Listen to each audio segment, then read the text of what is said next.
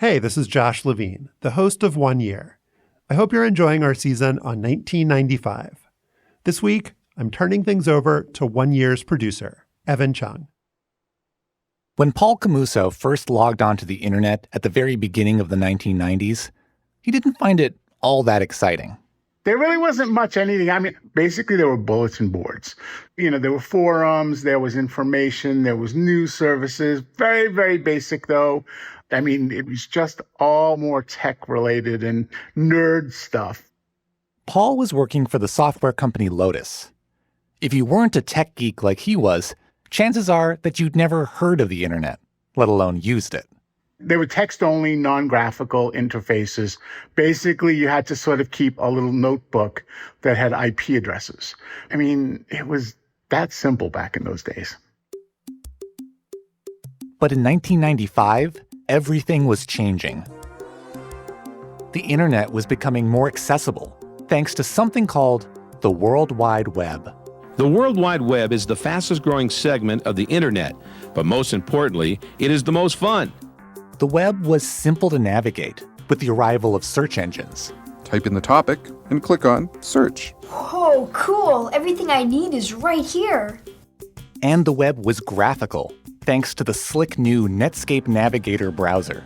Programs like it are the future of the internet. By then, we had gotten to URLs, so it was a little bit easier to interact, and it was becoming a little bit more social. The Internauts of 1995 saw limitless potential to transform the planet. Imagine a world where every word ever written, every picture ever painted, and every film ever shot could be viewed instantly in your home via an information superhighway. That's remarkable. Having the internet around is going to be very useful. But there were some skeptics. You say, in the future, everyone's going to be wired and we'll all have to know computers. Oh, come on! That's the astronomer Clifford Stoll. In February 1995, he published an article in Newsweek with the headline, "The Internet? Bah." But like it or not, the internet was doubling in size every 53 days, according to one estimate. By the summer of 1995, everybody had heard of it, even if they didn't quite understand it. What is internet anyway? Internet is that massive computer network, the one that's becoming really big now. What do you mean? That's big? How does one, what do you write to it like mail? It all seemed to have happened overnight. It was the summer of 95 when an online bookstore called Amazon opened for business. When people started listing their stuff for sale on AuctionWeb, soon to be renamed eBay. When Wired profiled a radical new experiment in cyberlove called Match.com. And when multiplexes were showing cyber thrillers like The Net and Hackers. Hack the planet! Hack the planet! Shut up and get in the car! Hack the planet! Hack the planet! And it was that June when Paul Camuso discovered the website that would change his life. He found out about it from somebody on a message board. Some random girl named Tara Hartwick, who was basically posting saying, hey, my friends and I thought of a really cool idea. We're a group of roommates, and we're going to put our lives online. Tara Hartwick's website didn't exist yet. She said it was going to be called The Spot. And she was explaining a little bit of how the setup was going to happen. We're going to do diary entries, and we all live in Santa Monica at this beach house, so come join us as we launch on June 6th, 1995. When that day arrived, he pointed his browser to www.thespot.com. I clicked it, and it opened up, and it said, come on in. So I clicked the come on in button, and I got to the diary page. The first thing he saw was a photo of Tara Hartwick, published hours earlier. She was blonde, in her early 20s. And next to her picture, there was a welcome message. The net gives us all an opportunity for self-expression in the most candid and provocative way, with a potential audience of 20 million and counting, and a captive audience as long as we don't disappoint. So I hope you guys out there will hang with us regularly at The Spot. Share in the unpredictable wackiness that this place brings out in all of us. At the top of the page, she'd written something in bold. No box is big enough to contain our imaginations. And I thought that was the coolest comment ever. And I was hooked. That's all it took. It took that one post to hook me. Paul wasn't alone. The spot would go viral before the phrase going viral had even been invented. Reporters jockeyed for invites to Tara's house. And as the internet exploded, corporations saw the spot as a template for making billions. All this despite the fact that Tara, her roommates, her house, none of them existed. It felt real. That's really all that there was to it. I mean, we were hot as hell because there was nobody like us. What we did was a big deal. We changed the world.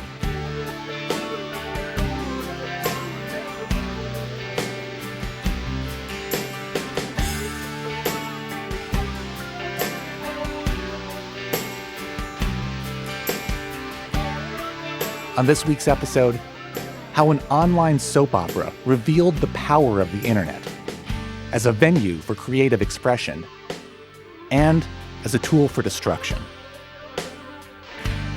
This is 1 year, 1995, hitting the spot.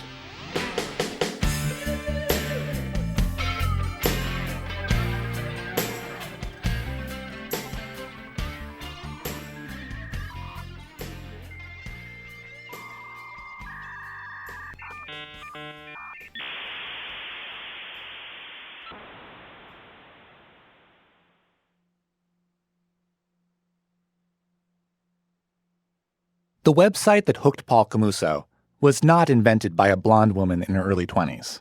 This is Scott Zacharin. I am the creator and producer of The Spot. Scott had been making movies since he bought a camcorder with his bar mitzvah money. In 1995, he was in his early 30s, living in Los Angeles. And he felt he was just one big idea away from stardom. I knew it was coming. You know, I was hoping that if I did something cool, Hollywood would notice, and then next thing you know, I was directing big movies. He'd actually written and directed a movie already, a self-financed thriller. But distributors weren't interested. So he took a job at the Playboy Channel. I became the director of on-air promotions, which meant how do you sell Wet n Wild 6 different than Wet n Wild 7? That promotional work led him to his next job at an advertising agency. It was called Fatale & Collins, and it had an office overlooking the ocean in Marina del Rey. But Scott was tucked away in a back corner, far from the view. He was making radio spots and sales reels for Gold's Gym and Thrifty Payless drugstores. They weren't the big Hollywood flicks he dreamed about, but Scott put everything into his work. Scott is a giant kid. He was fun and he had so many ideas, and he just loved to brainstorm and spitball and play with what if. Lori Shires was Scott's assistant on the ad agency's production team.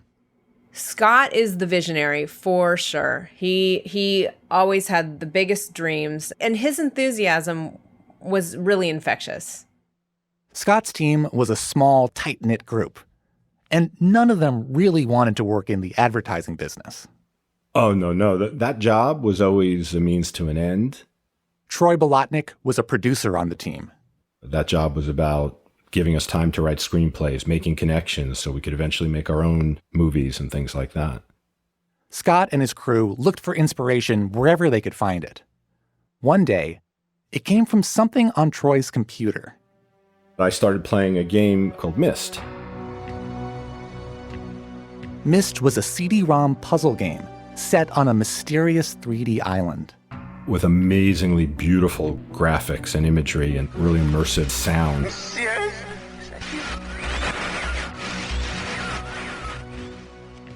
Scott was instantly captivated. You get caught in this environment. Following the story, it drags you to the next thing, and you're always looking for what's the next clue. And it was really fascinating. The world building and the interactivity of Myst excited Scott. But that was nothing compared to the next thing Troy showed him. We were just in our little office, and Scott was standing over Troy's shoulder. You know, I was messing around on something called IRC, Internet Relay Chat. They were just chat rooms, endless chat rooms. I showed it to Scott, and he lost his mind. He was just, I remember him getting mad at me for not telling him this existed before. Like, why didn't you tell me this was here? I spent a lot of time in those chat rooms. People love to talk about themselves, so I listen. I've always been a good listener. The most important thing for me is press a button, see how they interact. Scott quickly figured out that he'd get a better response if he didn't interact as himself. Literally, there were no women in there. And because, men like to talk to women, that gave me an opportunity to become women. He invented male personas too. But whenever he pretended to be a woman, the people in the chat rooms would light up. As a matter of fact, one of them changed the title to the chat room that said, "There's a girl in here." I started to create a character called Tara Hartwick, who is a 23-year-old film student. She idolized Martin Scorsese and, basically tried to do the best I could to capture that voice.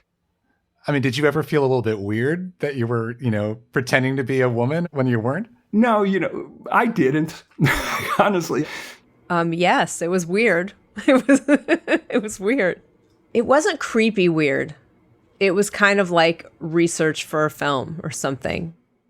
Scott believed that all of these people hanging out in chat rooms were itching for something to do, something to entertain them. And there wasn't anything like that online. The internet was right there. There's an audience right there. There's an international audience right there. This is such a cool storytelling device. I thought, okay, what can we do that uses the internet for what it is? There had to be some way to harness the collaborative spirit of the internet, to build something immersive like Myst. He just had to figure out what that would look like. One night in early 1995, Scott went to bed after a long evening online. I was so obsessed with the chat rooms, I actually started to dream about these people living in a house. He woke up repeatedly, each time scribbling notes about his chat room characters inhabiting a space together. And the next day, he brought that paper with him to work. And he said, I have this idea, come in. And there's a huge white conference table. It takes up almost the whole room with all the chairs around it. And Scott said, I had this crazy dream. I go, I have this idea to tell a story in ways that nobody has told before. I think what Scott already had was that it was a house in Santa Monica. And he starts saying, what if we could actually make this real? They could make something that no one had tried yet, an episodic show on the web. It would be about the relationships between these 20-somethings in a beach house. A kind of mashup of Friends, Melrose Place, and The Real World, some of the hottest shows on television. And the house would have a name, which would also be the name of the website, one that Scott hoped would be prophetic. It was, let's have the spot on the internet. That's where they're going to come, is to the spot. We all kind of went, yeah.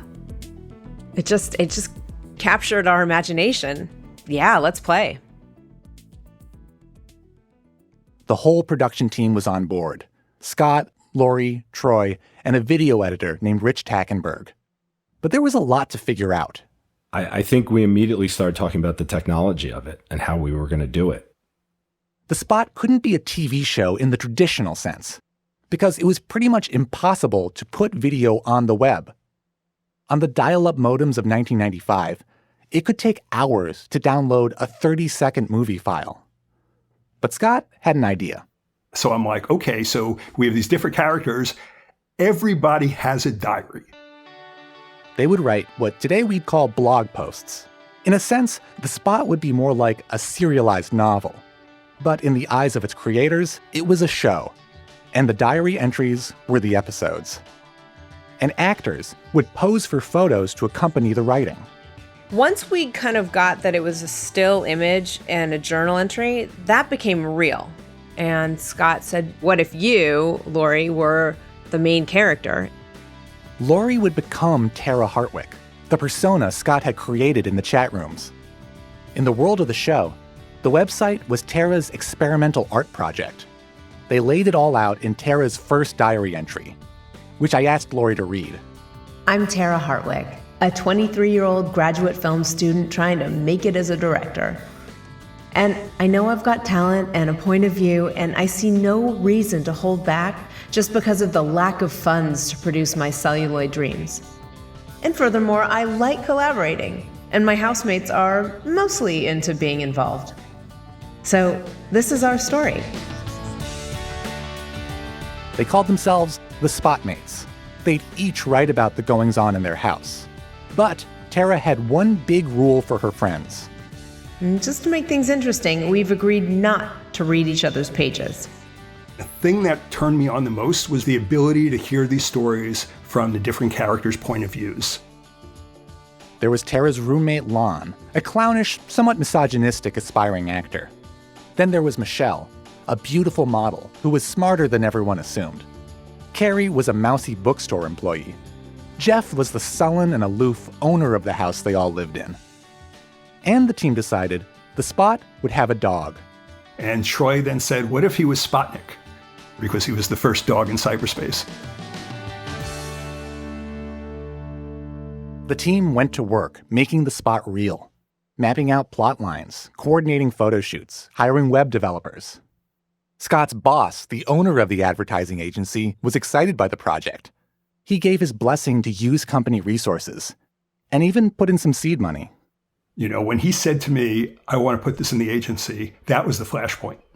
I would have failed otherwise. Scott's boss hooked him up with a publicist, too. She reached out to internet cafes, a new type of business where you could pop in to buy a drink and surf the net. And she had flyers distributed outside screenings of the cyberpunk movie Johnny Mnemonic. The year is 2021. It is no longer safe to transmit information. The Spot creative team did its marketing online. We would go into these chat rooms and we'd say things like, hey, have you heard about this thing called The Spot? And hey, did you hear that they're having a party at The Spot?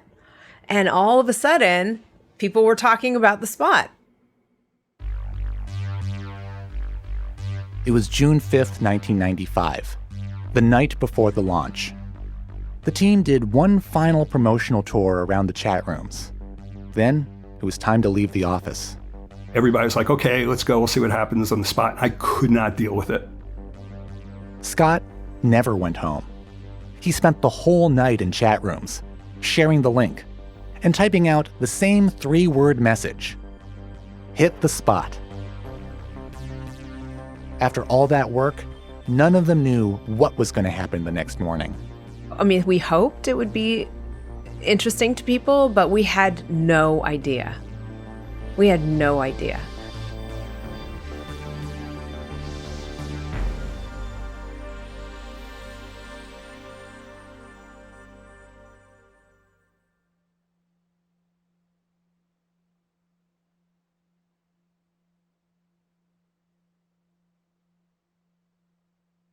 Harry Zink worked in a technology lab for Disney Studios in Los Angeles. In June 1995, he was hanging around the office, surfing the web. And there was a site out there called like Cool Site of the Day or something like that. And so us nerds were pretty much always glued to that every day. And one day, thespot.com was featured on the Cool Site of the Day. I clicked on the link, which took me to their front page. Oh, it's like a bunch of kids. They're in a beach house. And I just started exploring. On the front page, enclosed in a circle, was a photo of a house, a couple stories tall, with a roof deck and a veranda. Harry found photos of the residents, 3 women, 2 men, all beautiful. Each photo led him to a diary entry posted earlier that day. With every click, Harry discovered something exciting. And you go, wait, what was there before? And what's the next thing? And before you know it, it's like 6 hours later and you haven't actually done any work. Michelle wrote about getting creepy phone calls from an ex-boyfriend. Lon confessed to knocking over Madonna's water glass. Carrie talked about being sexually harassed by her boss. And after a wild party at the Spot on June 10th, Tara revealed that she'd made a pass at her film professor. It was freaky, but the smell of vomit in the air actually worked on me like an aphrodisiac. I sensed the moment and I went with it. I tried to kiss Professor Alex Samuels. And that's when he hit me with it. He's happily married. Sucks. And so it was exciting, and it sucked a lot of us in at the lab. So it wasn't just me, but it was like a whole bunch of people that became daily readers at that point. New posts from the Spotmates would go live 7 days a week, sometime around midnight. Tara might write a poem or upload an extremely brief video. Hi, this is my very own, very short film about love. Carrie, tell everybody out there about your first experience with love. Look right to the camera. I don't think I can tell everyone about that. Come on. The idea that I could watch a soap opera in real time online, that was amazing. That was the most amazing thing in the whole world at the time. Paul Camuso found the Spot hours after it launched. Dialing into the net and catching up with the Spotmates became his evening routine, even though he was being charged by the minute to go online. I would be online like sometimes a couple hours a night, and the bills would come quarterly. So I would get literally a manila envelope that was like this thick with every single call I made for the Spot. So I was paying at the time like $4,400 over a 3-month period to connect to an internet site. a little obsessive, maybe, and it was worth it. For me, in my mind, it was worth it. Scott Zachrin had no idea how many people would get lured in by the Spot. A survey published in the fall of 1995 said that only 3% of Americans had ever logged onto the web. I remember I went in and said, hey, if we get like 5,000 views on this first day, we know we got something. They actually got 15,000 hits. The next day, there were 55,000. And at that point, it was giddy excitement. That's when we started looking at each other and going, oh my gosh, this is going to be enormous. Visitors to the Spot weren't just reading diary entries. They could also interact directly with the Spotmates. So with each post, with each journal entry, we would kind of ask a question or invite the audience to email us, and we'd email them back. So in character. In character, yeah. Oh, yeah, in character. Like we would schedule chats where the Spotmates who lived in the house would be online within context of the stories. I have this big problem. Should I tell so-and-so about this or should I not? Can you guys talk to me at 4:00 and help me with my issue? At one point, there were so many emails coming in, and I couldn't do them within business hours. So I remember doing something so crazy, and it was printing out all of the emails that were sent to Tara Hartwick and putting them in a binder and taking them home on the weekend, and then handwriting my responses as Tara, and then later going back to the office and typing in the emails. For Spot fans, the center of all this connection was the site's message board. It really catapulted interactivity into the stratosphere. It allowed all these fans now to interact with each other. We're not alone. I'm not the one guy who loves the Spot. There's like 40, 60, 100 more people out there that are liking it and that are talking about it. On the Spot board, Harry and Paul voiced their concerns about the choices the Spotmates were making. And the Spotmates responded. And that's something televised entertainment never had. I mean, literally, you could start a rant about one of the characters making a mistake as she's going on a date with this stalker guy. And then she would come back and she would go, oh, such and such was so right about this. And you felt you were a little bit part of that character's conversation and life. It's sort of like somebody who's famous. They're on the internet and they mentioned me. Oh my God. Being a tech geek that I was, I was like, oh wow, I got a pretty girl to like say, hey, And at this point, you understand these to be real people? Yes. The Spot creators played coy, not giving any indication that the Spotmates were fictional characters. I think Scott wanted to blur the lines between fantasy and reality. We thought that eventually people would figure it out. So I would say that the idea was let's make it real for as long as we can. Not everyone on the message board was buying it. With, some people just going like, dude, it's all scripted. You don't know what you're talking about. And I was on that side of the people of like, no, it could be real. What made it seem plausible to you that they could be real? Well, it all felt, very, very gritty. It didn't feel like a slick production. So it made sense. It was good world building. And, and one of the first videos that they did was Tara on the beach. And she said, if I wasn't real, could I do this? And she twirls on the beach. And that was it. I think it's like 10 seconds. It took forever to download. They did not really understand that we were making up a show because nothing like this had ever been done before. And so when we said that there was a party in Santa Monica at the spot, people were wanting to find the address and show up.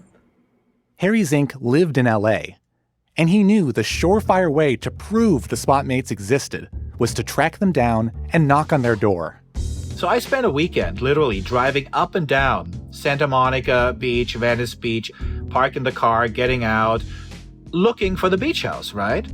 And I would find houses that had parts of it where I'm like, oh no, it's got a different roof. And oh, this looks like the veranda of, no, it's different. He never found the house because it didn't exist. The image on the site was a chimera of a bunch of different beach homes. The debate over whether the spot was real reached its climax on July 15th, 1995. One fan challenged the model character, Michelle, to prove that her diary entries weren't scripted ahead of time. He goes like, well, if it's real, take a picture standing in a bikini in front of a refrigerator holding up a strawberry. And just a couple of hours later, on Michelle's diary entry, there was a picture of her in a yellow bikini holding the strawberry in front of a refrigerator, calling out the poster who made that challenge with words to the effect like, eat your heart out, such and such. At that point, I was like, oh, wow, this is cool. The photos on the site were taken weeks in advance, typically. The actors were only around sporadically for shoots. It was a stroke of luck that they happened to be on set the day that challenge was posted. And we scrambled to get Kristen Harrell, the actress, in front of a refrigerator in a bikini holding a strawberry. They loved that. They went crazy that all of a sudden they actually could influence the storyline. And that's part of what made the spot special. We would put out a hoop for the audience to jump through, and it turned out they would give us the hoop back. I mean, the audience was so powerful. The actors who played the Spotmates didn't do any of the writing on the site.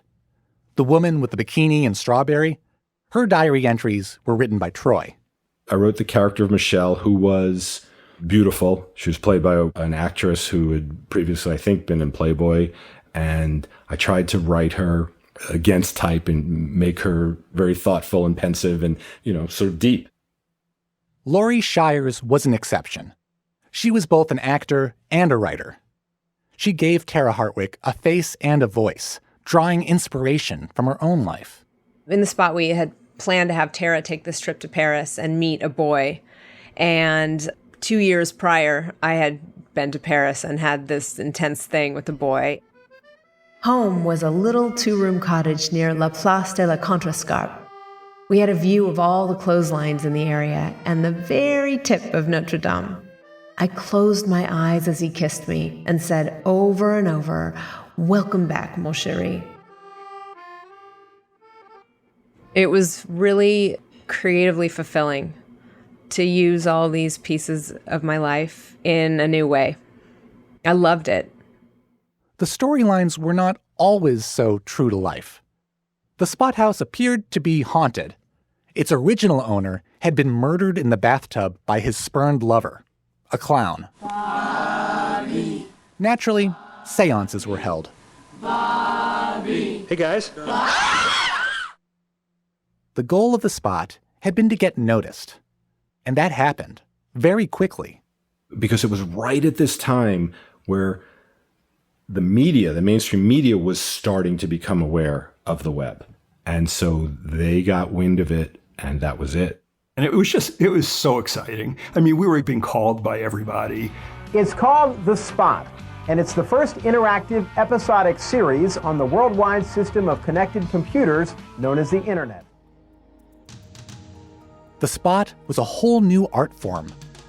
It was called a webisodic, a cyber soap, a sit.com. The Spot won the very first Webby Award.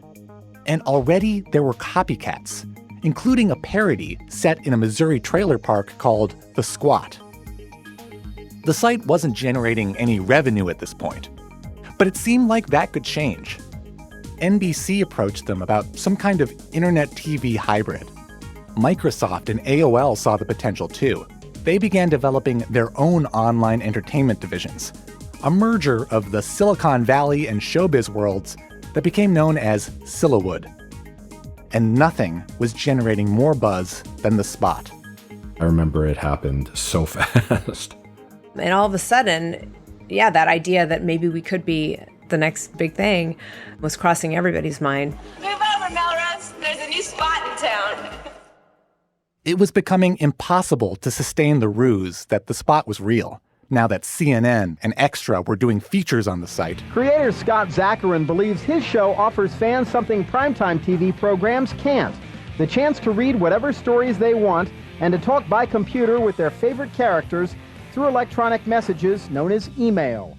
Online sleuthing had uncovered the site's connection to the ad agency Fatale & Collins. The fact that Spotnik the dog was writing emails might have been a giveaway too.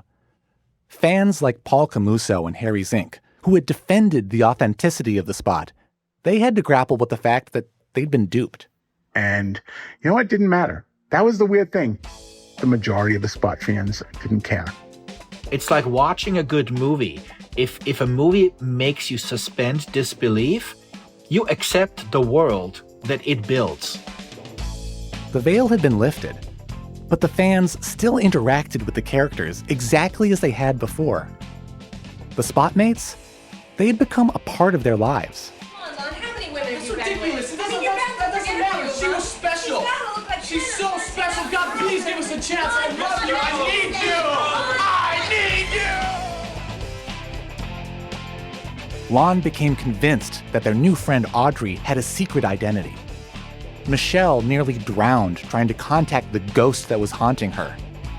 And Spotnik the dog vanished without a trace.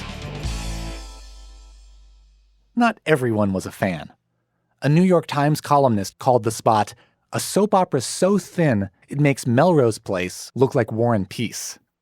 I don't think we were writing it to be high art. We were writing it to be entertaining. We were writing it to be funny. It all depends on what you call high art, right?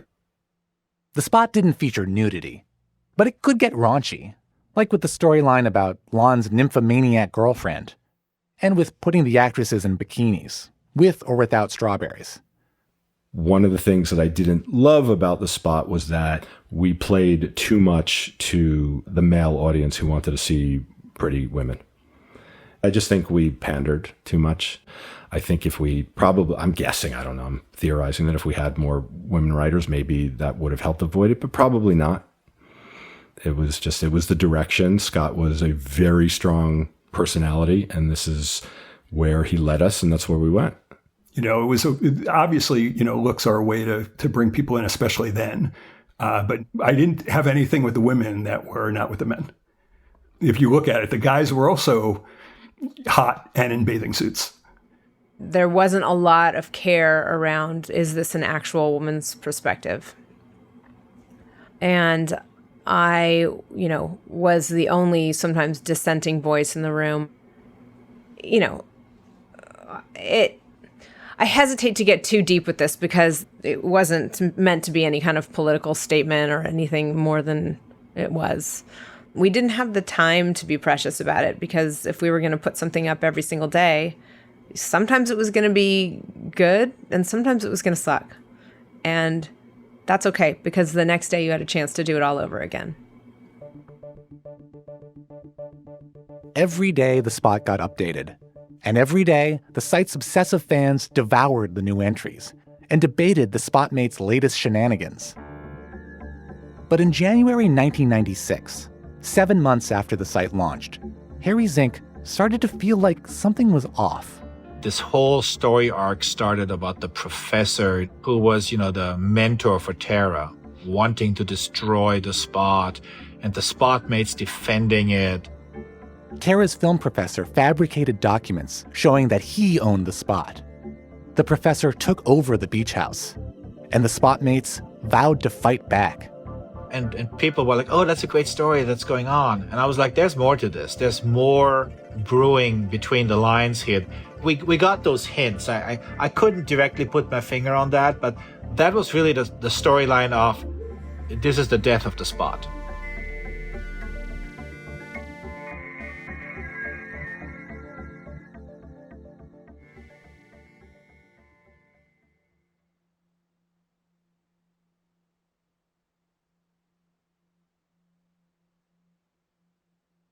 The success of the Spot surprised everyone. And as the daily hits grew, so did the scrutiny. Troy Bolotnick could feel the pressure ratcheting up. It went from being us on a pirate ship, just doing this kind of sneakily at night, to this is a business. We have to monetize this. The pressure to monetize it became very strong. And we were, kind of under a microscope then. By now, the Spot had started to get some revenue from banner ads. Sponsors like K-Swiss, Honda, and Activision had all signed on. They'd been brought in by Fattal & Collins, the ad agency where Scott, Troy, and Laurie were employees. They'd started the Spot as a scrappy side project. But by the end of 1995, the ad agency had invested $500,000 to keep it going. I think it really started to go south when the head of the agency started to get territorial over it in the sense of saying, well, this is ours. This belongs to the agency because you did it on our time and our computers and used our artists and you have jobs here. The agency was actually happy with its investment. They were so encouraged that they decided to build a whole stable of online shows, a network called American Cybercast. Scott Zachrin thought it was a terrible idea. It's too soon. I mean, there's no question. We hadn't quite figured this one out completely. Whatever magic happened with the Spot, that doesn't necessarily mean that's going to happen in other shows. American Cybercast had some big investors like Intel and CAA. And Scott says the more money that was at stake, the more the company started interfering. Suddenly they were looking at the numbers. And when they looked at the numbers, they were like, oh, this character is more popular. Let's use that character. And I'm like, but if we do that, we're not telling the story right. And at that point, we're like, well, if we can't do the show the way we've been doing it, what are we doing? The Spot fan Harry Zink had been right. There was more to that storyline about Tara's film professor taking control of the house. The site's creators were sending a not-so-coded message. Paul Camuso was startled by what happened next. Tara just disappeared one day. And, nothing was found. Nobody knew where she went. Nobody knows if she was alive, she was dead. The evidence suggested that Tara had been abducted by her professor and possibly murdered. And then, you have all these people going, what the hell's happening? What's going on? Oh, my God. Fans of the Spot were used to over-the-top storytelling. But this was different. Tara was the show's backbone, the one who had beckoned them to the site. To see this kind of violence against her, it was shocking. In May 1996, the LA Times published an anguished plea from a Spot fan. I am confused as well as worried. I never imagined that I could get to know someone over the internet the way I've gotten to know Tara Hardwick.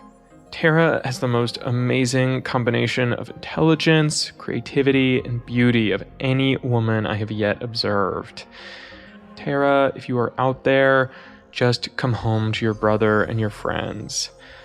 If anything has happened to you, I will never be able to erase you from my memory.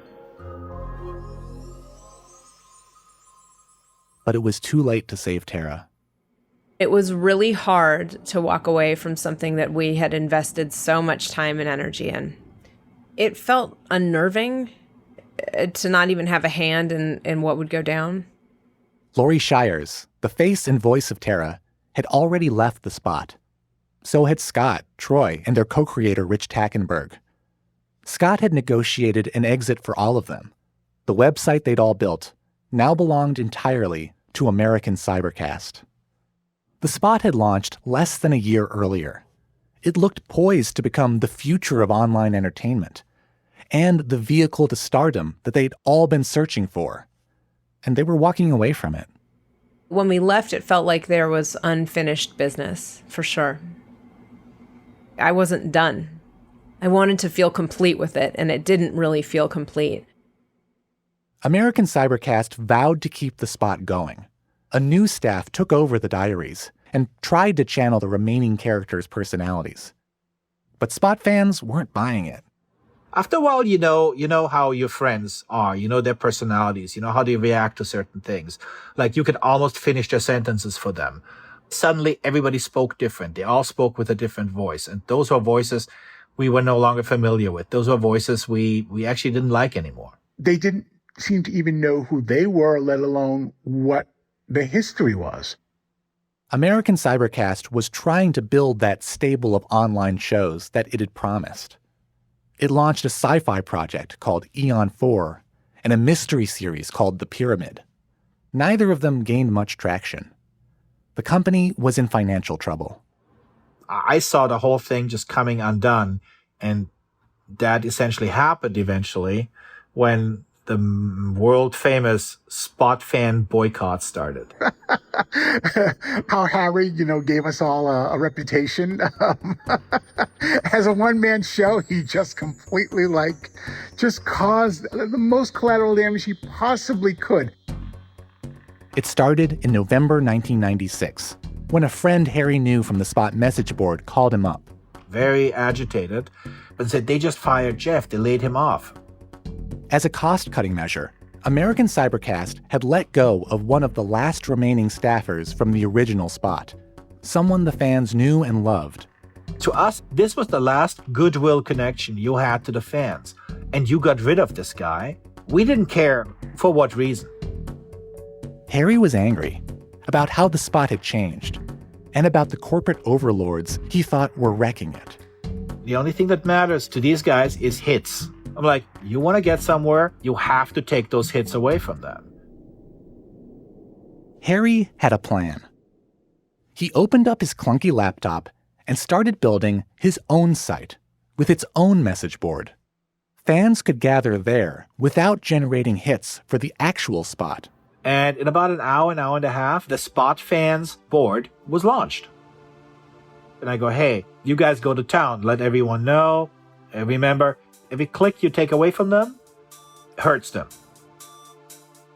Later that evening, he checked in on his new creation. And it was packed. It was live conversations rivaling, if not exceeding, what the Spot board actually had.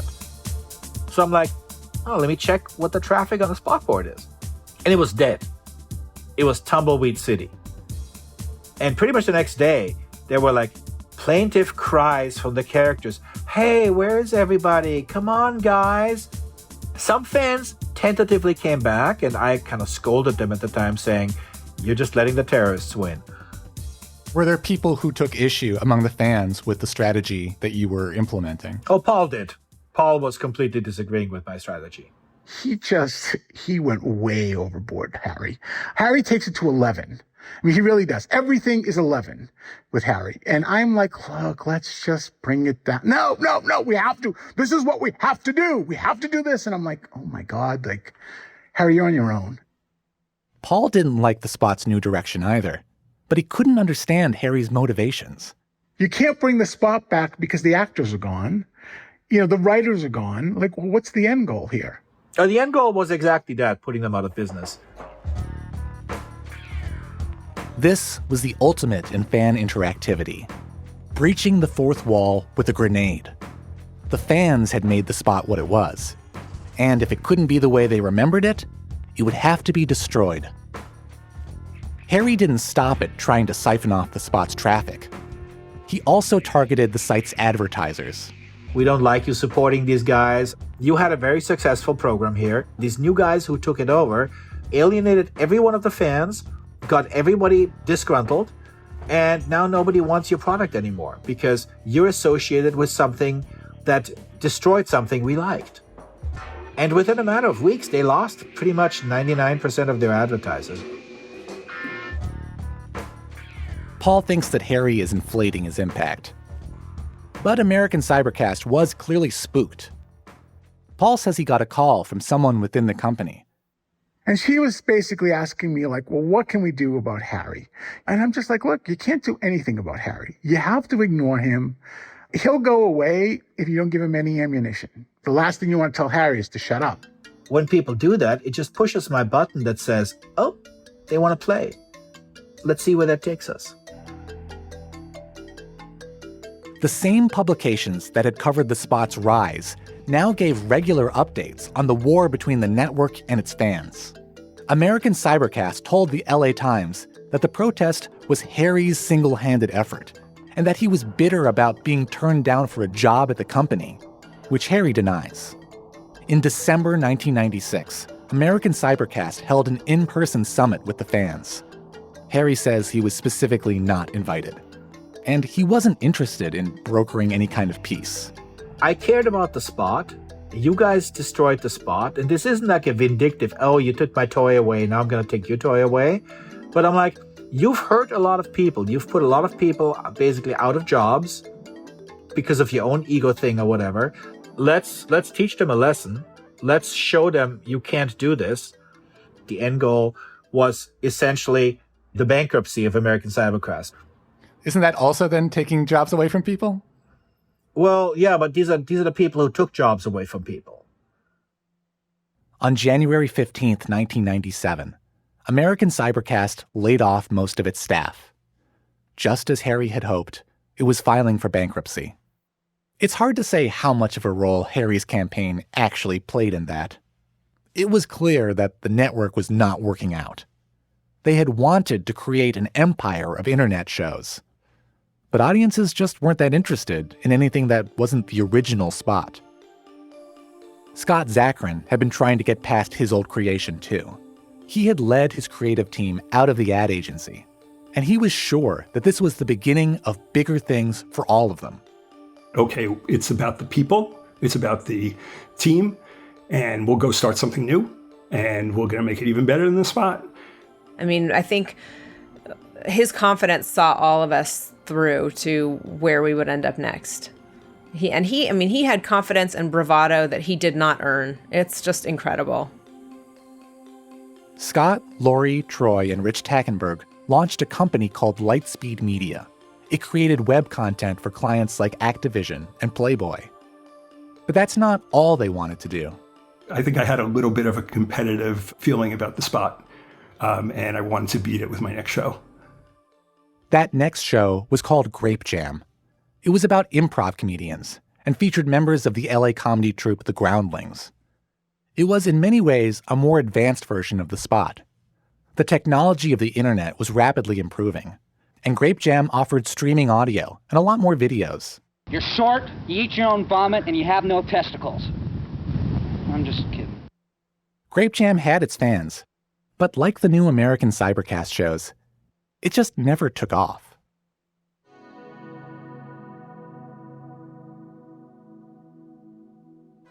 When the Spot launched in June 1995, there were fewer than 25,000 websites. A year and a half later, there were 650,000. The Spot helped fuel some of that growth. But now, the odds of a single website breaking through were a lot slimmer. The Spot, it turned out, was one of a kind. You know when you go apartment hunting and you look at 20 apartments, and then you walk into one and you go, that's it. And it's that kind of blink moment where you see a show and it just immediately resonates with some magical things within you that glom onto it, that it hits all the right notes. And hasn't really been anything like that out there. In 1997, the remaining Spot characters posted their final diary entries. One of them said, "I know that the Spot House will always be here, and the Spot Project will be a rock-solid icon in the history of the net forever." Today, the Spot has basically vanished from the internet. The diary entries and the photos and the threads on the message board, they're all gone. The only person I know of who has a complete copy of it is Harry's Inc., and that includes the Spot's creators. I mean, I wish I could access it, even to show my son what the experience was like. But I mean, it's just not there, and that's a bummer. I don't sit here bitter about it at all, but nobody knows about this anymore. I meet very, very few people who ever heard of it, right, or have been aware that this existed. And you have to kind of be like, yeah, this was a big deal. Despite all its initial promise, the entire format of webisodic shows disappeared from the internet. In 1998, AOL and Microsoft slashed their interactive content divisions. A big part of the spot's original appeal was its interactivity. But Troy thinks ultimately that's what held it back. I think people started to figure out that there's two kinds of entertainment. There's lean back and lean forward, right? And the mass public doesn't want to lean forward for their entertainment. They wanted to just come home, sit on the couch and watch Friends, right? And escape. They didn't want to because interactivity requires effort and energy. In many ways, the spot was a cultural dead end.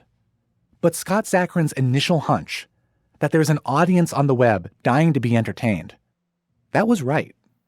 The spot presaged the forces that would come to dominate the internet. The rise of blogging platforms like LiveJournal, and of YouTube creators with millions of followers. Artists like Issa Rae would accomplish exactly what Scott had set out to do, making the leap from independent web shows to mainstream stardom. And with the rise of streamers like Hulu and Netflix, any distinction between internet series and TV shows has basically evaporated. It'd be going too far to say that the spot inspired those trends. But the spot was there first, at a time in internet history when there was no roadmap. It was more like a really exciting journey into the unknown and into new stuff. And people came out with some really imaginative ideas back then and some really shitty ideas as well. It felt like a frontier kind of like environment where you always saw something new. The Spot fan community kept on going, even after the diary entries stopped. Harry and Paul live near each other in California now. Yeah, and Harry, as horrible of a person as he appears to be online, he isn't that bad of a person in real life. I mean, the one thing I've taken away from the spot over these 20 plus years is that what a great group of people that this idea brought together. It brought together so many people from all over the place, 26 years, and they're still friends of mine. It was the coolest experience ever with a website, and I don't think it can be duplicated. It really can't. The Spot team members moved on to other things. Lori Shires is a creative development coach now. Troy Bolotnick is launching a spirits brand. Scott Zacharin has created lots of projects since the spot. He was an early adopter of MySpace as an entertainment platform, and YouTube as well. But he hasn't recaptured the glory of that one great idea he had in 1995. Oh, I really miss it. The spot, it was magic. It was just magic. I very much, in the years since, feel the emotional pang of not being able to continue the spot. It is my favorite thing I ever made. There's nothing like it. I miss it terribly. I would do it tomorrow, if the opportunity was there.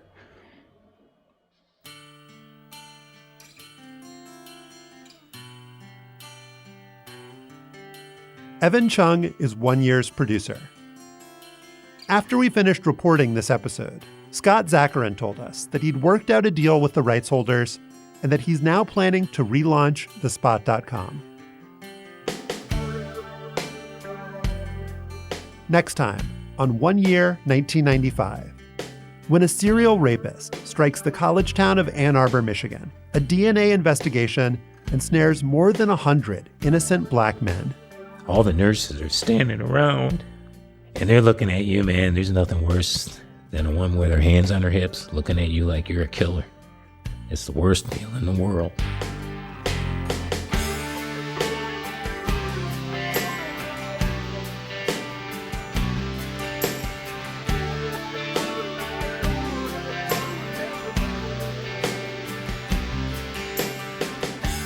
This episode was written and reported by Evan Chung. It was edited by Laura Bennett. 1 Year is produced by Evan Chung and me, Josh Levin. Madeline Ducharme is our assistant producer. Additional production help came from Cheyna Roth. with editorial direction by Lowen Liu and Gabriel Roth.